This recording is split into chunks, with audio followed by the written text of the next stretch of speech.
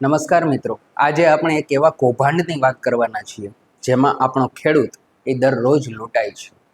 શું તમે જાણો છો કે યાર્ડમાં ગયા મહિને 50 કિલો કપાસને 47 કિલો બતાવ્યો હતો, અને એ પણ ડિજિટલ કાંટા ઉપર. આ કોઈ નાની વાત નથી ખેડૂત ભાઈઓ, આ સીધી તમારી મહેનત પરનો ડાકો છે. મહેરબાની કરીને આ વિડીયોના છેલ્લા સેકન્ડ સુધી મારી સાથે રહેજો, નહીં તો કદાચ તમારો આવનારો પાક પણ આ જ રીતે ચોરાઈ જશે અને તમને ખબર પણ નહીં પડે. તો હવે વાત કરીએ, આ સમસ્યા છે શું? ખેડૂત ભાઈઓ, આપણે મહેનત કરીએ છીએ, ખેતરમાં રાત દિવસ ઊભા રહીએ છીએ, પરસેવો પાડીએ છીએ, ખાતર, પાણી, કીટનાશક, મજૂરી બધું જ ગણતરી પ્રમાણે કરીએ છીએ. એક એક દાણાને ઉછેરીએ છીએ જાણે પોતાનું સંતાન હોય. પછી જ્યારે પાક વેચવા માટે આપણે યાર્ડમાં જઈએ છીએ ત્યારે ત્યાં દલાલ અને અમુક અધિકારીઓ હોય છે. એમની મિલીભગત એટલી ચાકચૂકીદાર હોય છે કે આપણને ખબર પણ ન પડે ક્યારે આપણું વજન એ ઓછું થઈ ગયું, ક્યારે આપણા પાકનો ભાવ દબાવી દેવામાં આવ્યો. આ તોલમાપમાં થતી ગેરરીતિઓ, ભાવમાં પારદર્શિતાનો અભાવ અને દલાલો દ્વારા થતું શોષણ, આ બધું જ ખેડૂતોને પાયમાલ કરી નાખે છે. અનેક વાર પાક ઉતાર્યા પછી જ્યારે આપણે વેચવા જઈએ છીએ ત્યારે ભેજના નામે આપણી સાથે કટોકટી થાય છે. કદડો બતાવીને ભાવ ઘટાડવામાં આવે છે, કાંટા પર થોડુંક ચૂંટણી કરવામાં આવે છે, થોડુંક ચીપચેપ કરીને વજન ઓછું બતાવવામાં આવે છે. પછી હરાજીમાં પણ ભાવ દબાવી દેવાય છે. એક ક્ષણમાં આપણી મહિનાઓની મહેનત એ પાણીમાં જાય છે. આ બધું ચોરીથી નહીં પણ આપણી આંખોની સામે થાય છે, ખુલ્લેઆમ થાય છે. આજે આપણે ઊંડાણપૂર્વક સમજવાના છીએ કે આ કૌભાંડ એ કેવી રીતે કામ કરે છે, અને સૌથી અગત્યનું, આપણે આનાથી કેવી રીતે બચી શકીએ. આપણે ચૂપ રહીશું તો આ લૂંટ ચાલુ જ રહેવાની છે, પણ જો જાગૃત થઈને અવાજ ઉઠાવીશું તો ન્યાય એ ચોક્કસ મળશે. હવે વાત કરીએ આ કૌભાંડ કેવી રીતે ચાલે છે. કોઈ એક કાલ્પનિક ખેડૂતની વાત કરીએ જેનું નામ રમેશભાઈ છે. રમેશભાઈ એક મહેનતુ ખેડૂત છે. રાતે 2 વાગે ઉઠીને પોતાના કપાસ ભરીને રાજકોટ યાર્ડે પહોંચે છે. આશા હોય છે કે સારા ભાવ મળશે અને મહેનતનું ફળ મળશે. લાઇનમાં ઊભા રહે છે. કલાકોની રાહ જોયા પછી તેમને ટોકન મળે છે, નંબર 47. છેલ્લે વજન કરવાનો વારો આવે છે. ડિજિટલ કાંટો હોય છે જે આધુનિકતા અને પારદર્શિતાનો દાવો કરે છે, પણ ઓપરેટરે ચાલાકીપૂર્વક ટારે બટન દબાવી દીધું. 50 કિલોની બોરીમાં 47.2 કિલો બતાવાયું. રમેશભાઈના પગ નીચેથી જમીન સરકી જાય છે. તેમણે પૂછ્યું, ભાઈ મારું વજન ઓછું કેમ? ત્યારે ઓપરેટર કોઈ પણ આત્મવિશ્વાસ ગુમાવ્યા વગર બોલે છે, ભેજ ભારે છે એટલે કાપતો લાગશે. પણ રમેશભાઈ જાણતા હતા કે તેમનો કપાસ એ સૂકો હતો. આ તો સ્પષ્ટ છેતરપિંડી છે. પછી નમૂનાઓ લેવામાં આવે છે.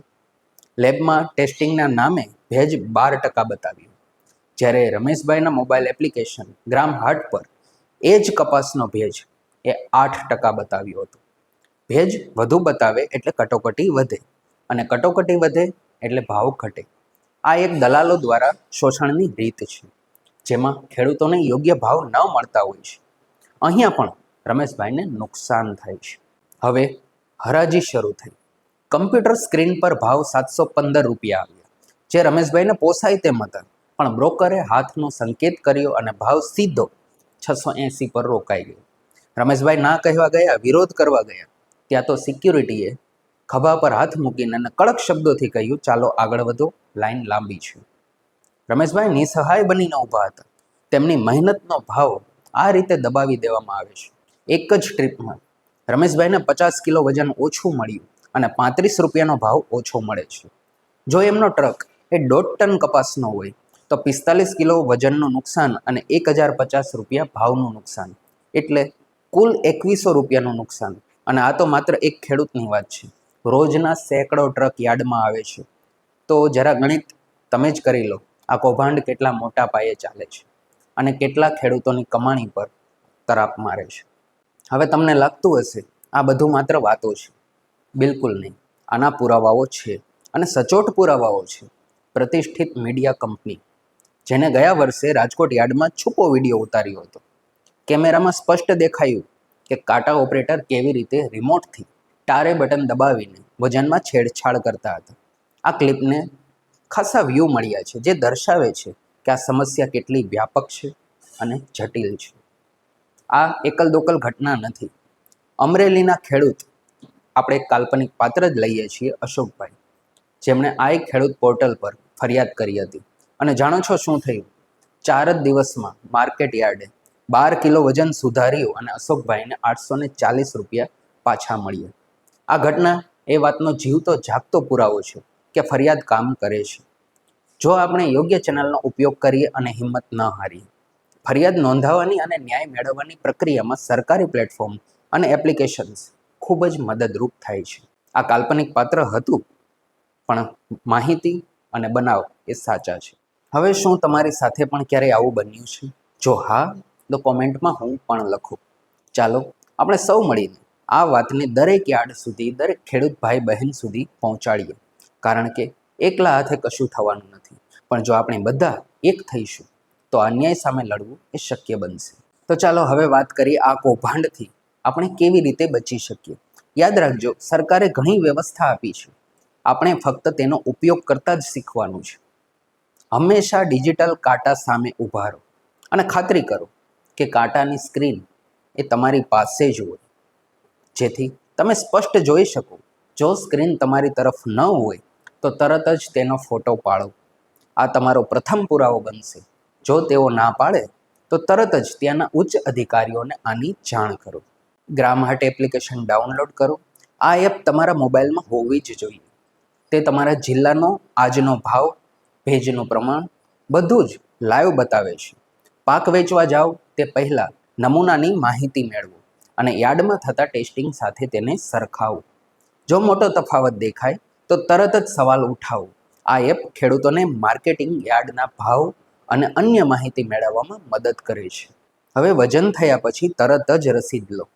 રસીદ પર તમારું નામ, પાકનું નામ, વજન, સમય અને કાંટા નંબર બધું જ સ્પષ્ટ લખેલું હોવું જોઈએ. કોઈ કહે કે પછી આપીએ તો ના પાડો. રસીદ વગર તમે ક્યારેય યાર્ડમાંથી બહાર ન નીકળો. આ રસીદ તમારો સૌથી મોટો પુરાવો છે. શંકા જાય તો તરત જ યાર્ડ સચિવને લેખિત ફરિયાદ આપો. ફરિયાદ ફોર્મ મફત મળે છે. ફોટો રસીદ અને નમૂનાની માહિતી, આ પુરાવાઓ સાથે રાખો. તમારી ફરિયાદમાં ઘટનાની તારીખ, સમય અને સ્થળ એ સ્પષ્ટ રીતે લખાયેલા હોવા જોઈએ. યાર્ડ સચિવની જવાબદારી છે કે તેઓ તમારી ફરિયાદનું નિરાકરણ લાવે. અને જો 48 કલાકમાં જવાબ નથી મળતો તો જિલ્લા માર્કેટિંગ અધિકારીને ઈમેલ કરો. ઈમેલ આઈડી મોટા ભાગે રસીદની પાછળ હોય છે અથવા યાર્ડના નોટિસ બોર્ડ પર લખેલ હોય છે. ઈમેલ દ્વારા ફરિયાદ કરવાથી તેનો સત્તાવાર રેકોર્ડ પણ સચવાય છે. ખેડૂત સંગઠનોનો સંપર્ક કરો. ગુજરાત રાજ્ય ખેડૂત સંઘ, ભારતીય કિસાન સંઘ, આવા અનેક સંગઠનો ખેડૂતોના હિત માટે કામ કરે છે. તેમના હેલ્પલાઇન નંબર 1800-233-1133 છે. તેના પર તમે ફોન કરી શકો છો.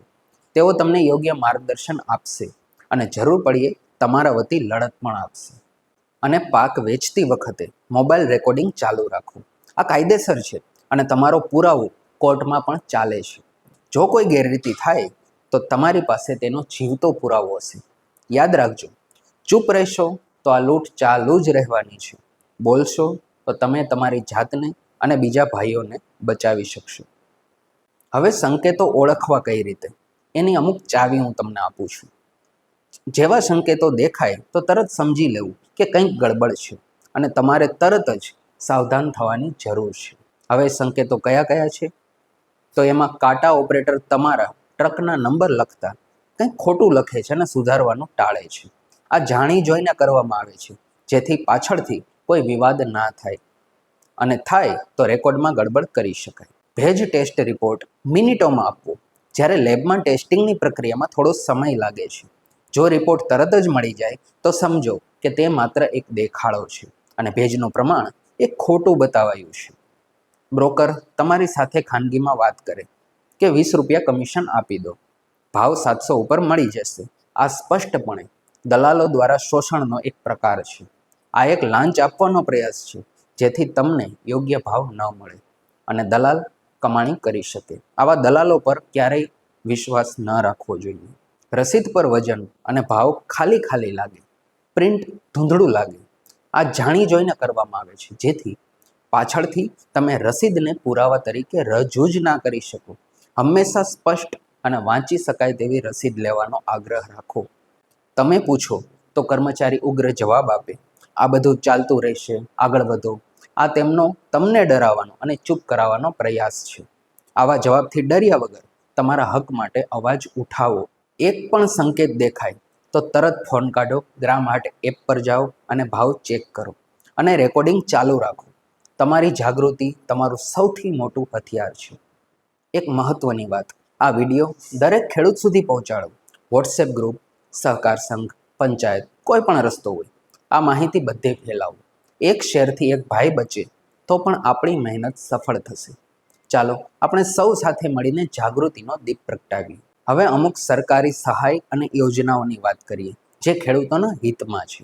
આપણી સરકારે ખેડૂતોના હિત માટે ઘણી યોજનાઓ અને પ્લેટફોર્મ બનાવ્યા છે જેનો આપણે પૂરેપૂરો લાભ લેવો જોઈએ. તેમાં સૌ પ્રથમ છે આઈ ખેડૂત પોર્ટલ. આઈ ખેડૂત પોર્ટલ પર ફાર્મર્સ હેલ્પ ડેસ્ક ટેબ હોય છે. અહીંયા તમે તમારી ફરિયાદ નોંધાવી શકો છો અને તેનું ઓટોમેટિક ટ્રેકિંગ એ શક્ય છે. આ પોર્ટલ ખેડૂતોને વિવિધ યોજનાઓ અને ફરિયાદ નોંધાવવાની સુવિધાઓ આપે છે. હવે ગ્રામ હાટ એપ પર પ્રાઇસ એલર્ટ, જો તમને તમારા પાકનો એમએસપી એટલે કે લઘુત્તમ ટેકાનો ભાવ એ સમાન ભાવ ન મળે તો પ્રાઇસ એલર્ટ બટન દબાવો. આનાથી જિલ્લા માર્કેટિંગ અધિકારીને તરત મેસેજ જાય છે અને તેઓ આ બાબતે ધ્યાન આપી શકે છે. અપીલ કરવાની સુવિધા, જો યાર્ડ અને કમિટી 7 દિવસમાં તમારી ફરિયાદનો નિકાલ ન આપે તો તમે રાજ્ય સ્તરે એપલેટ ઓથોરિટી પાસે અપીલ કરી શકો છો. આ માટેની ફી માત્ર 50 રૂપિયા છે, જે ખૂબ જ નજીવી છે. આ જ પોર્ટલ પર તમને નૈસર્ગિક આપત્તિ સહાય પણ મળે છે. જો પાક નુકસાની 33% થાય તો 6,800 રૂપિયા પ્રતિ હેક્ટર સહાય મળે છે. આ બધી સરકારી સુવિધાઓ ખેડૂતો માટે છે અને તે મફત છે.